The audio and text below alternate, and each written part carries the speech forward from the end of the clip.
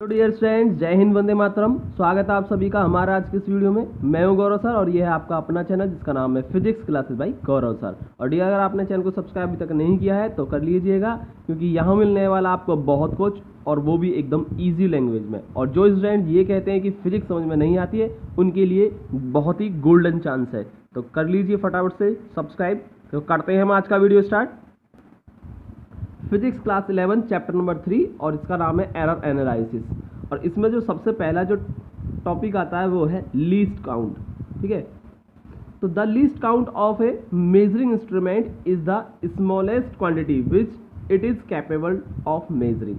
यानी कोई भी इंस्ट्रूमेंट है, उसकी हेल्प से अगर हम कोई मेजरमेंट करने वाले हैं या मेजरमेंट कर रहे हैं, तो हर इंस्ट्रूमेंट की अपनी एक कैपेबिलिटी होती है कि स्मॉलेस्ट कितनी क्वांटिटी को मेजर कर सकता है वो।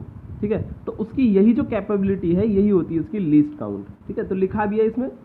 ठीक है, least count of an ordinary scale is 0.1 centimetre. अगर हम बात करें ऑर्डिनरी स्केल की, फॉर एग्जाम्पल लिया है इसमें ऑर्डिनरी स्केल की जो लीस्ट काउंट होती है 0.1 सेंटीमीटर होती है। इसका मतलब ये है कि ऑर्डिनरी स्केल की हेल्प से केवल स्मॉलेस्ट वैल्यू जो काउंटेबल है वो है 0.1 सेंटीमीटर। इससे कम काउंटेबल नहीं है। ठीक है, इससे कम कोई वैल्यू काउंट नहीं की जा सकती है। ठीक, तो ये इसकी स्मॉलेस्ट क्वांटिटी है जो कि ऑर्डिनरी स्केल की हेल्प से मेजर की जा सकती है। ठीक है, तो यही होगी इसकी लीस्ट काउंट। अगर हम बात करें वर्नियर कैलिपर्स की, तो उसके लिए जो लीस्ट काउंट होती है वो 0.01 सेंटीमीटर होती है। और अगर स्क्रू गेज या स्फेरोमीटर की बात करें तो उसके लिए 0.001 सेंटीमीटर होती है। बात करते हैं हम एरर की। एरर क्या है? अगर हम किसी भी इंस्ट्रूमेंट की हेल्प से कोई भी मेजरमेंट करें, तो चाहे कितना भी एफिशिएंट हमने कितना भी एफिशिएंट क्यों ना ले रखा है हमने इंस्ट्रूमेंट, और चाहे कितनी भी हेल्प, कितनी भी सावधानी से क्यों ना कर रहे हैं हम एक्सपेरिमेंट, फिर भी कोई ना कोई अनसर्टेनिटी रह जाती है एक्सपेरिमेंट में। ठीक है, तो यही अनसर्टेनिटी जो होती है वही होती है आपकी एरर। ठीक है, तो लिखा है इसमें uncertainty of measurement is technically called an error. Okay, तो मेजरमेंट जो है इसमें मैंने यहाँ पर टू टाइप्स में, टू पार्ट में डिवाइड किया है इनको, सिस्टेमेटिक एरर और एक होते हैं इंस्ट्रूमेंटल एरर। सिस्टेमेटिक एरर क्या होते हैं उसके बारे में मैं आपको शॉर्ट इन्फॉर्मेशन देने वाला हूँ। तो सिस्टेमेटिक एरर्स जो होते हैं, ठीक है, तो सिस्टेमेटिक एरर्स जो होते हैं, इनको हम, इनके कॉज का हम पता लगा सकते हैं। इनके कॉज का पता लगा करके इनको रिड्यूस कर सकते हैं और लगभग इनको ख़त्म किया जा सकता है। ठीक है, बिल्कुल एकदम मिनिमाइज किया जा सकता है इनको, लेकिन पूरी तरीके से ख़त्म नहीं कर सकते। लगभग ख़त्म कर सकते हैं, अप्रोक्सीमेटली इन्हें ख़त्म किया जा सकता है, लेकिन पूरी तरीके से इन्हें ख़त्म नहीं कर सकते हम। बात करते हैं इंस्ट्रूमेंटल एरर की। इंस्ट्रूमेंटल एरर नाम से पता चल रहा है, इंस्ट्रूमेंटल यानी इंस्ट्रूमेंट में ही कुछ एरर्स होती हैं। ओके, और इंस्ट्रूमेंटल एरर जो होती हैं, इनके पीछे जो कॉज होता है एरर का, उसको हम ज्ञात नहीं कर, यानी उसको हम फाइंड नहीं कर सकते। ठीक है, और उसको फाइंड नहीं कर सकते और इसको बिल्कुल जीरो करना या बिल्कुल ख़त्म कर पाना इम्पॉसिबल होता है। ओके, बात करते हैं हम एक्सप्रेशंस ऑफ एरर। एरर के कुछ एक्सप्रेशन है यहाँ पर। तो पहला है इसमें एब्सोल्यूट एरर। तो एब्सोल्यूट एरर क्या होती है? सबसे पहले हम एक काम करते हैं, जो मेजरमेंट कर रहे हैं हम किसी फिजिकल क्वांटिटी का, उसकी एक रियल वैल्यू होती है और दूसरी हमारी होती है इसमें measured value. Okay, measured value होती है। ठीक है, दो वैल्यू होगी, एक तो उसकी रियल वैल्यू जो होती है और एक जो हमने एक्सपेरिमेंट के बाद जो मेजर्ड की है वैल्यू। ठीक है, तो अब हम क्या करेंगे, सबसे पहले ट्रू वैल्यू में से, real value mean true value में से उस मेजर्ड वैल्यू को सबसे पहले सब्ट्रैक्ट कर देंगे और उसके बाद उसका ले लेंगे हम मैग्नीट्यूड तो समझते होंगे ना, ये जो दो डंडे से होते हैं यही होता है मैग्नीट्यूड। ठीक है, मैथमेटिक्स में आपने देखा होगा, जिसको हम मॉडुलस भी कहते हैं। ठीक है, तो उसका मैग्नीट्यूड कर देते हैं। जो निकल के आती है ना चीज़, जो एरर निकल के आती है, ठीक है, वही होती है आपकी एब्सोल्यूट एरर। ओके, तो लिखा मैंने यहाँ पर the magnitude of the difference between the true value of the measured quantity and the measured value is called as an absolute error. Okay, अगर अब हम बात करते हैं इसमें ट्रू वैल्यू की बात करते हैं। अभी मैंने ऊपर बताया था कि चाहे कितना भी एफिशिएंट इंस्ट्रूमेंट ले रखा है, चाहे कितनी भी सावधानी से हम क्यों ना कर रहे हैं कोई भी एक्सपेरिमेंट, ठीक है, लेकिन फिर भी कुछ ना कुछ एरर रह जाती है। तो समस्या आती है कि आखिर ट्रू वैल्यू हम कैसे फाइंड करें। पर ट्रू वैल्यू इस तरीके से तो ट्रू वैल्यू फाइंड करना इम्पॉसिबल है।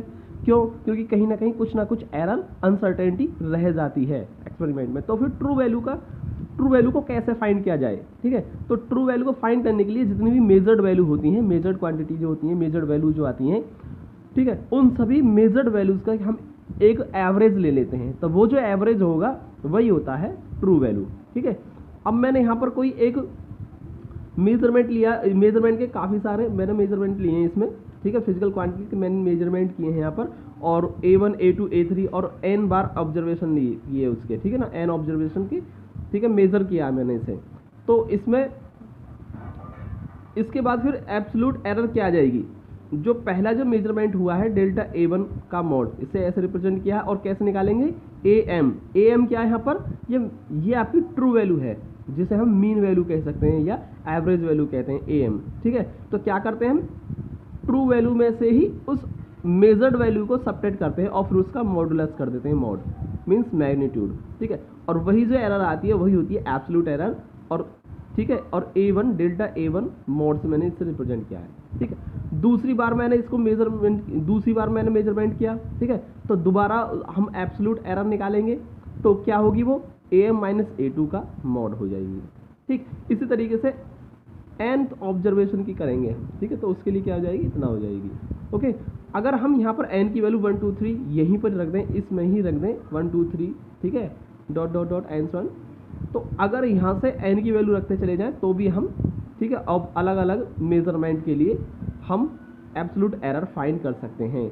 अब यहाँ पर मैंने जो लिखा है AM कैसे फाइंड किया है, यहाँ पर AM क्या था, ट्रू वैल्यू थी, और कैसे फाइंड कर सकते हैं ट्रू वैल्यू को, एवरेज लेकर के, ठीक है। तो मेजरमेंट क्या थे हमारे A1 A2 A3 dot dot dot AN, ठीक है, इन सब का हमने क्या कर दिया, एवरेज कर दिया। और एवरेज कैसे करते हैं भाई, एवरेज के लिए सबको ऐड कर लेते हैं और उनके नंबर ऑफ क्वांटिटी से क्या कर देते हैं, डिवाइड कर देते हैं। तो n ऑब्जर्वेशन के लिए है तो n लिखा हमने, n को एक बार यानी n ऑब्जर्वेशन को ऐड करके n का डिवाइड कर दिया, तो यही क्या होगी, हमारी एवरेज वैल्यू होगी, जिसे हम ट्रू वैल्यू कह सकते हैं, जो कि क्या होती है, मीन होती है, ठीक है।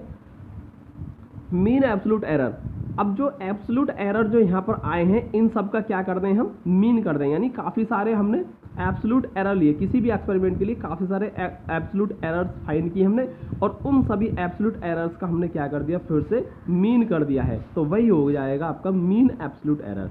तो लिखा है मैंने, the arithmetic mean of the absolute error of the different measurement is called the mean absolute error. और कैसे करेंगे, देखो डेल्टा A1 क्या था, A1 का मॉड ये क्या था, ठीक है, एब्सोल्यूट एरर है, ठीक है, मेजरमेंट की, ये सेकंड मेजरमेंट की है, ठीक है, एब्सोल्यूट एरर। ऐसे हमने nth ऑब्जर्वेशन के लिए, ठीक है, nth मेजरमेंट के लिए हमने एरर ये फाइंड कर ली हमने एब्सोल्यूट एरर, ठीक है, और इन सब का क्या कर दिया, ऐड करके उनकी टोटल नंबर, ठीक है, टोटल नंबर से क्या कर दिया, डिवाइड कर दिया, तो ये क्या हो गया, फिर से एवरेज हो गया, ठीक। तो एब्सोल्यूट एरर्स का एवरेज है ये, तो एब्सोल्यूट एरर का एवरेज है, इसलिए इसे कह सकते हैं मीन एब्सोल्यूट एरर, ठीक है। मीन का मतलब ये एवरेज से होता है, ओके। अब बात करते हैं हम रिलेटिव और फ्रैक्शनल एरर। तो रिलेटिव एरर और फ्रैक्शनल एरर, जो रिलेटिव एरर और फ्रैक्शनल एरर है, ये दोनों एक ही चीज है, ठीक है। तो दो डिफरेंट नामों से इसे बोल सकते हैं हम। तो the ratio of the mean absolute error to the true value of the measured quantity is known as relative और फ्रैक्शनल एरर, ठीक है।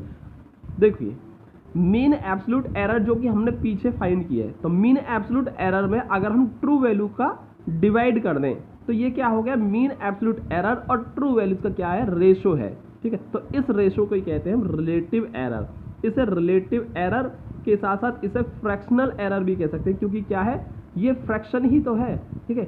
मीन एब्सोल्यूट एरर और ट्रू वैल्यू का क्या है, फ्रैक्शन है, क्योंकि हमने इसे फ्रैक्शन की फॉर्म में लिख रखा है, तो इसीलिए इसे फ्रैक्शनल एरर भी कह देते हैं। और ये क्या होता है, एक रिलेटिव एरर है, ठीक है। तो मीन एब्सोल्यूट एरर और ट्रू वैल्यू का जो रेशो होता है उसे हम रिलेटिव एरर कहते हैं, वही मैंने ऊपर डेफिनेशन में लिखा है, ठीक है। तो मीन एब्सोल्यूट एरर को पीछे जो रिप्रेजेंट किया था वो डेल्टा AM के बार से रिप्रेजेंट किया था, और ट्रू वैल्यू को हम मीन वैल्यू कहते हैं, यानी कि AM कहते हैं। तो दोनों का क्या है, ये रेशो है और यही हो गया हमारा रिलेटिव एरर, और कह सकते हैं कि फ्रैक्शनल एरर, और इसे डेल्टा ए से रिप्रेजेंट करते हैं, ठीक है।